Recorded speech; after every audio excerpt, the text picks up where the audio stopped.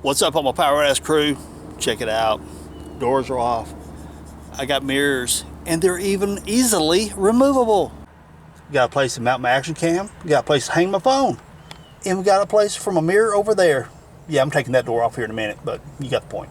Now, with the exception of the camera clamps, all that came from the hardware store across town. Just let me show you how. So here are the parts we're going to be using today. 3/4 inch offset flange, black or chrome. They got like a silver color too if you want to go that route. Made by Steel Tech. Which part is that? Right there. This is going to be holding the tube coming through. Socket head cap screw, 5/16 by 18 by 2 inches long. Where's that at? That is located right there. Going through the washer, going through the bracket, going through the spacer. The screw's in right here where that screw was. So we're going to take that screw out, put all this in there. Then we have a stainless steel flat washer, 8mm. SS means stainless steel. Where's that at? And here's where the washer is located. This allows the bolt to have a good surface to sit on because your bracket here has got a bit of a texture to it. This bolt would dig into the texture of the paint right here and it'll mar up your paint. And this also gives it a good flat surface to sit on, prevent it from working loose. Also, why did I use a metric washer with a standard bolt? Because the internal diameter of that washer, which you guys will see here in a little bit, coming over top of that bolt was a great fit. Plus the outer diameter of it made more like a trim surface than a standard washer coming way out here. So from a cosmetic standpoint, I like the way the washer fit. It looks, and also it just fit very well and tight with the major shaft diameter of the bolt. It's pretty, in other words. Then we have our 3/8 by 1/2 inch by 1 inch steel spacer. Right there's a spacer, bringing this bracket out from the windshield a little bit. Now I did have this bolted directly to the windshield, which put the pipe a little bit deeper back up inside here. But by spacing it out, that 1 inch right there, it allows me to do one really cool trick that a lot of Jeep people could really utilize. I'll show you guys that toward the end of the video. Steel Tech 3/4 by 72 inch structural pipe, schedule 30. This is the pipe you see those fancy little wooden and metal pipe tables and stuff like that made. This is the piping they use for that. Not for plumbing applications, but it is over in the plumbing area. So, hey, go figure. Anyway. Now these parts right here, if you go over into your plumbing area at your big box hardware stores, your Lowe's, your Home Depots, or wherever the case may be, you'll find these over where the black pipe is sold at. Black pipe for running gas line, water line, or anything like that. But this is not used for your black pipe like you would use for running natural gas lines or something like that. This is for structural steel tubing, and it's a schedule 30. So go over into your hardware area to where you can find all your plumbing supplies. Look around for schedule 30 structural tubing and structural steel and these little brackets, and that's where you'll find these at. I check around on Amazon. I was checking earlier for these parts right here. I didn't find anything exactly like these, so I was trying to hook you guys with some links to make it easy for you. But if I find them, you'll find them below in the comments section. If not, well, Lowe's or Home Depot, I guess, is where you're going to find them. So check it out and hook yourself up. Cool. Being that the schedule 30 pipe that you purchased to go with these brackets right here is 5 foot long, you want to cut it to size. So what you want is about 1.25 inch overhang coming on the outside of the bracket. Why is that? Good question. Because we got another one of these to use. What you want to do is have enough room for it to come up inside here and slide over to make it removable. But why? But why do we want one of those in there to be removable? That's the top secret that I'm going to tell you guys about later. Ooh. It helps a lot of you Jeepers out when you're running with no doors. Hint, hint. So what's going to be our final cut? Well, since we got our placement down there on the driver's side, it looks like we got about 1/8 inch to our 49, so it's going to make us 50 and 1/8 inch cut right here. If you don't have one, get you a porta band. When it comes to cutting metal, it's quick and easy. Love them. Once you get your pipe cut and everything's ready to install, T40 Torx. Take out that bolt right there. As you can see, and I've kind of got it loosened, so yeah, you know, the beauty of video. So take out that bolt. So now we're ready to install our brackets. Bracket here, you got your bolt, washer, and spacer. Put all that together in that order. As you see, the bolt goes through the washer first, through the bracket, then your spacer. Then we're going to come up here, and then we come up here, just hand thread it in place right now.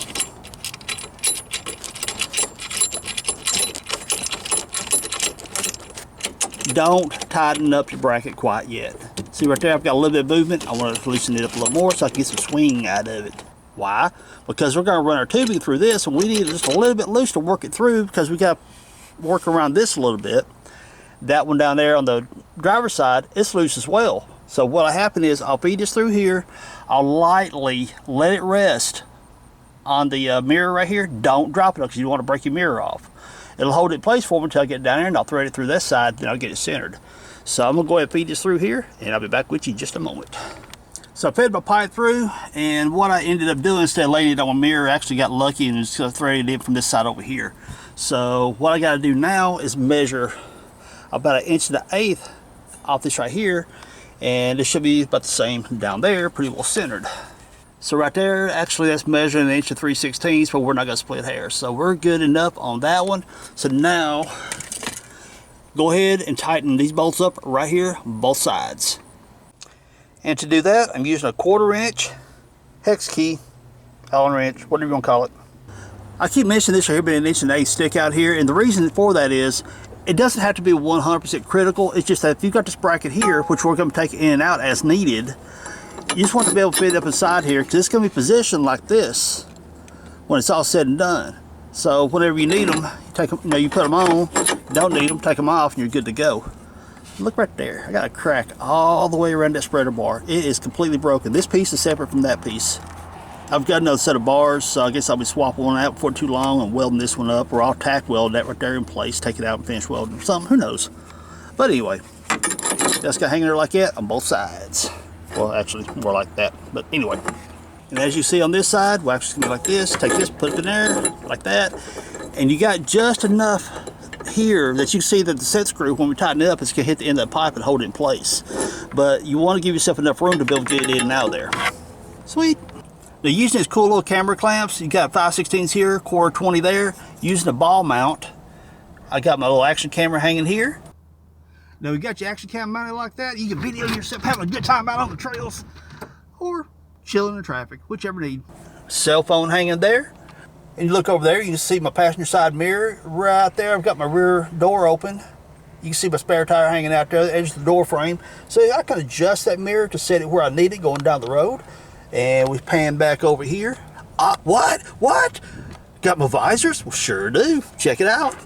Again, using those little clamps, 1/4 up here, that is nothing but a standard 1/4 bolt I picked up at Lowe's. Threads through there, holds your visors in place.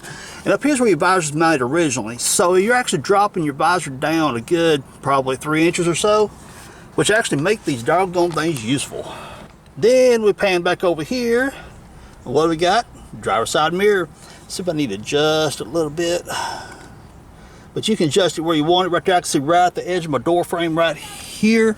But you can adjust it where you need it, because tighten this up enough that it doesn't move, but you can pivot it in and out off this arm a little bit. Plus you got the adjustability of tilting this up and down and out and right. All that good fun stuff. So set your mirrors up where you need it. Most awesomeness. Now to set these mirrors up for doors off driving, you're going to take, of course, the mirrors. You're going to have the bracket. And you're going to need another set of those spacers that I mentioned earlier, okay? So what you're going to do is you take all this off, well, most all of it. Take all the washers and that spacer off. You're not going to use that spacer, but you're going to use everything else. One spacer, one washer, bracket, and let's see, make sure I'm orienting this right. Yeah. Then you take another washer. Then you can put lock washer. Then this nut right here. You do not need that spacer. Then take your wrench and snug it up just enough that it's a little bit hard to rotate on this right here, because now we're going to mount it and kind of set it. If you notice here, my mirrors are hung upside down. The whole objects may appear thingy. It's actually upside down because they need to come down and outward like this. And you see here from the bracket, that's the reason it needs to be spaced properly, so you can take it in and out as needed, because you're only running these when you got the doors off. So put that up there, have your bracket run kind of parallel flat here with a roll bar. Snug this set screw up with that 1/4 inch Allen wrench. And now we're going to set our mirrors. Give you guys a little tip. Hold your Allen wrench by the end out here, because when you put it in place here, and when you go to loosen them to take them off, you're going to be rotating toward the windshield. If your hand was to slip, if your wrench was to slip out of the set screw, and you've got this air exposed, you're going to tap on your windshield. Odds are it's not going to hurt it, but you don't want to take no risk in cracking your windshield. So put your hand out here. Worst case scenario, your knuckle pops it and you say owie, but you don't say owie to the pocketbook by replacing another windshield. So make sure that's good and snug, and I'm going to jump in and out to set my mirror, so that's going to be a lot of fun. Of course, as you're setting your mirrors, you want to take and tighten this nut up right here just enough to give it resistance to hold itself in place while you move this in and out to set your angle where you see here and behind you from the driver's side. But once you get it set in place, tighten up that nut right there to lock all this assembly in place. Then you can pivot the head where you need to fine tune it. Now back to the sun visor, I just wanted to point a couple things out. I pull it down to about right there, and this clamps, you can actually loosen this bolt up, roll the clamp up this way, of course taking it off the bar, move the clamps up that way, which will drop the visor down even lower. So, you know, if you're really super short, you can clamp these up. I tell you what, let me just flip them clamps and I'll show you. And to take these clamps off, just simply rotate that right there, and the whole thing just pivots down, opens the clamps. Take that one off, and see, right there. Now, what I'm going to do is take, where'd he go? I'm going to take that 1/4-20, loosen it up, and flip these clamps the other way, and I'll bolt it back up to the bar, or clamp it back to the bar, and you guys will see the height difference it makes in it. Now, when you go to mount your visor, have your little clamps just snug enough that you can position it, but it stays where you want it, and kind of rotate it, position it where you want it, and stuff, you know. And once you get off, oh, I like it right there. Tighten it the right way and tighten your clamps up, and they don't have to be super tight because they got a rubber pad right there that gets a good grip to that bar and does absolutely wonderful. And get that snugged up. Which way to go? Then get your 7/16 wrench. What? Because I'm using a 1/4-20 bolt. Tighten, just snug it up. You ain't gonna make it crazy tight because this is built of aluminum, but still yet it is aluminum. So if you get crazy tight, like put the He-Man power to it, you're gonna strip them out. So just snug them up good, and you'll be good to go. So here we are with the clamps flipped, and we roll it on down or pull it on down. And what we got that gap going on right here. But if you're super short or something, you know, this will help you out quite a bit. Me personally, so here a moment ago, I had a little bit of sunlight shining in through here, so that would be kind of cumbersome for me to blocking that out. But if it's shining through here, just take your visor just right there and you're good. So honestly, it's one of those things, you mount this at whatever height makes it comfortable for you, okay? But like I said, super easy. Simply flip it, loosen your 1/4-20, flip the clamp either way you want it. Clamp it first, then tighten up the 1/4-20 bolts, and you're good. Sweet. For a cell phone mount solution, I use Ram products. Why? Because they're awesome. I'll link up a video in the upper corner and also down below so you guys can check out the video of the install of this right here. But what's it got to do with this video? Because it has a ball mount in the back.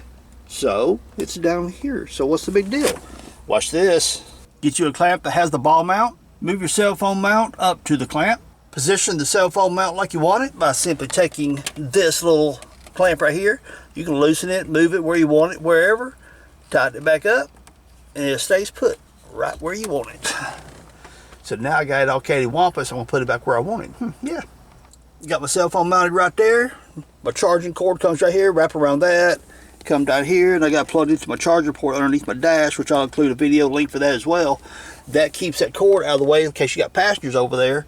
Nobody gets their feet tied up in it. So now you can GPS your way to wherever you need to go, or whatever you want to use your phone for up there. It's up to you. I have a cell phone mount up here, but I'm still going to keep my mount down here. Why?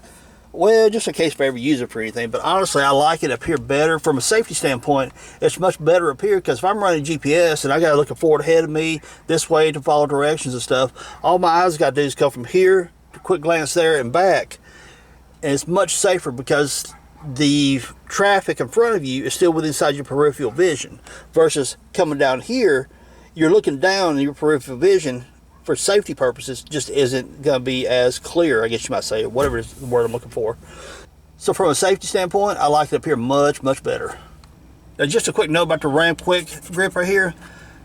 This thing hooks to the top of your cell phone, hooks here, and then you got these little wings right here that hooks to the side of it. Now, for those of you who are concerned about your phone falling off your mount, stuff like that, or you're looking for a solution, I highly recommend this thing right here.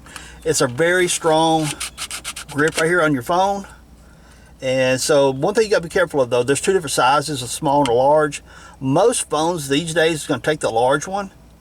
So, you know, I'll link up the products and stuff for, you know, that I'm using in this video. But be sure to pay attention to the dimensions to make sure you get the right mount if you order one. I highly recommend this because you can really beat the snot out of your rig wheeling. Your phone is not going to move anywhere. So I highly recommend this. Now that clamp right there actually came with this right here, which has your GoPro style mount right here, which this right here will screw off of that base, as you can see right there, and it's a typical 1/4 thread. Try and do this with one hand here.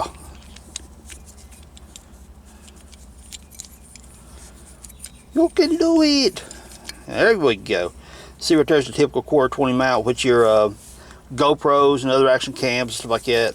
I use Sony action cams, Akaso, and I've got a couple GoPros as well. And all of them uses that 1/4 mount right there. So you can see the clamp right here. You tighten this right here up. It tightens up on the ball. You can position it any way you want to. Pretty handy little rascal. Again, I'll link all this stuff up so you can pick it up if you need it. I moved it over a little bit because I put it right above my rearview mirror so I can glance my rearview mirror or GPS, either one. Much better. I like that. And it gives me just a little bit clearance for my visor to come down. Clears that.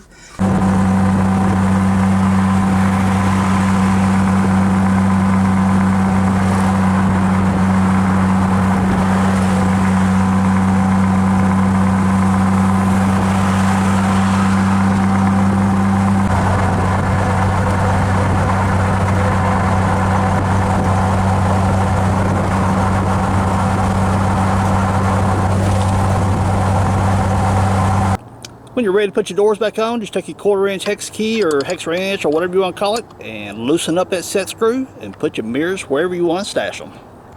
Now after you get your set screw loosened, just slide them on off and you're ready to put your doors on. And if you happen to know somebody that has these fancy little bags right here, they make great little bags for these mirrors. Put a mirror in each bag. And if your friend has one of these big ones like that, put them both in there. They'll be contained. I really do recommend to put them in something because whenever they're not mounted, this screw right here doesn't sit in there very tight. So vibrations, something like that, they could eventually work loose and that screw come out of there.